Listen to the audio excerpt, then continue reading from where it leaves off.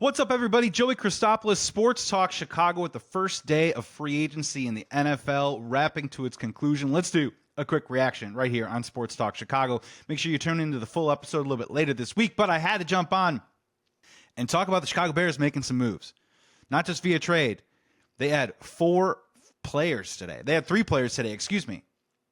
So let's just start here before we get into the names. On this show, I love talking about how the Chicago Bears are the off-season kings, crown us every single off-season. Well, they do not disappoint, ladies and gentlemen. These are some strong moves. And listen, we can talk and chew gum at the same time.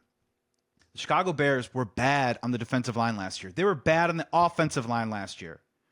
Some of these players that they're bringing in, they're not elite players, or they were elite players. They're maybe a little bit older. Some of them have a little bit to prove, but the Chicago Bears got better on the defensive line and offensive line today. It doesn't mean that either unit is elite yet, but right now they got better than where they were. Whether that brings us back to average, baseline, we're just going to have to wait and see. But prayers answered if you're a Chicago Bears fan today. So let's start with the first big signing. Happened right after free agency began. We talked about it on last week's show. A lot of people have been talking about him. 26-year-old center from the Atlanta Falcons, Drew Dalman, signs a 3-year, $42 million deal, $28 million guaranteed with the Chicago Bears. Anyone who's been watching Bears football the last 4 or 5 years knows that we've had problems snapping the ball, and it has been a turnstile at that position. And at the very least, they get a center who is considered, bar minimum, to be above average. A lot better than what we've had in previous years. He's now paired with Joe Thuney, who's at left guard. Maybe he's a left tackle. We'll get to that in future episodes. Jonah Jackson probably moves to right guard. Darnell Wright. We talked all last year and into the offseason that the Chicago Bears needed to change 4 spots on their offensive line. Darnell Wright was the only piece that I thought they could have moving forward to build around. And they've replaced him with 3 guys. And now with this draft coming up, you do have the flexibility to maybe draft the left tackle of the future, another offensive lineman, or a defensive lineman. And that's where my question comes into play with some of these guys. If it's Will Campbell, if it's maybe even Kelvin Banks at 10.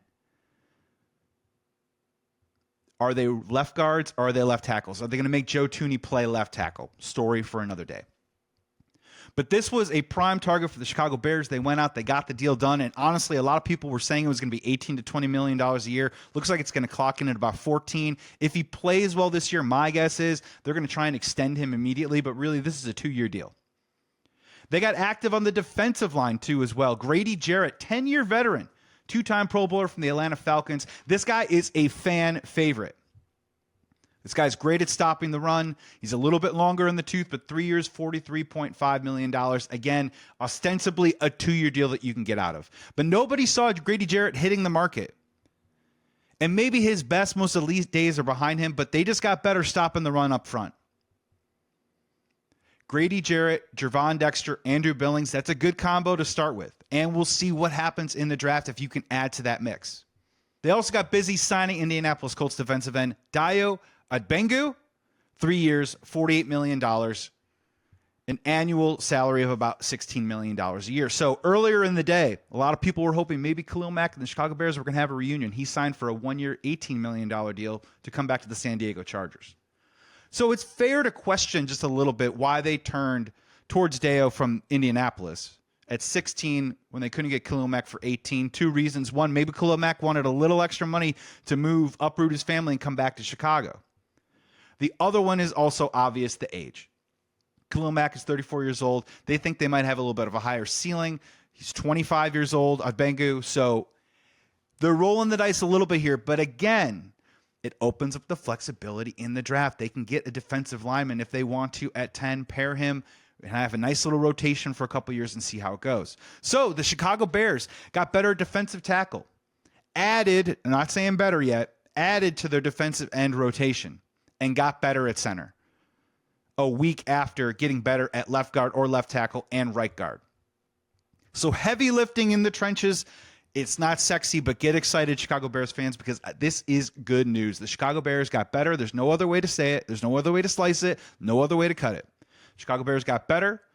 If they stay healthy, we will see what happens. But compared to some of the talent that was available to the Bears last year on both lines, the resume, the pedigree, the talent, the skill, the versatility even, just got better with the Chicago Bears moving forward.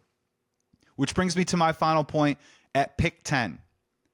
I'm sticking with offensive line and defensive line. That's my opinion. I love Ashton Jeanty. I would not take Ashton Jeanty for the sole reason that the running back class is fantastic.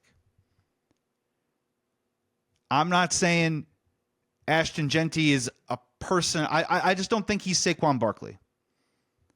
And if you have this offensive line now, I think there are a lot of guys in this draft. I've talked about them. Quinshon Judkins, Travion Henderson, Omarion Hampton, Brashad Smith, Caleb Johnson. A lot of guys to choose from at 39 and 41. They also now have the opportunity to possibly trade back at 41, get more draft capital, and get more swings at the back coming up in the draft. But it's a good week. They're serious around Hallis Hall, or so it seems. They're throwing the money around with Ben Johnson now in the fold. Ryan Poles has made splashy free agent moves before. The Commanders giving the Chicago Bears a run for the money in offseason king right now. But hey, this is the sweet spot. Soak it up. These are the good times right now. We don't know what's going to happen in September, October, November, December just yet, but we're feeling pretty good about it. So take a shovel, pour us a nice thing of coal, and throw it in the hope train. Because you're starting to see a little smoke billow out and maybe some speed, a little locomotive by the time August hits around. Let's talk ourselves into double-digit wins.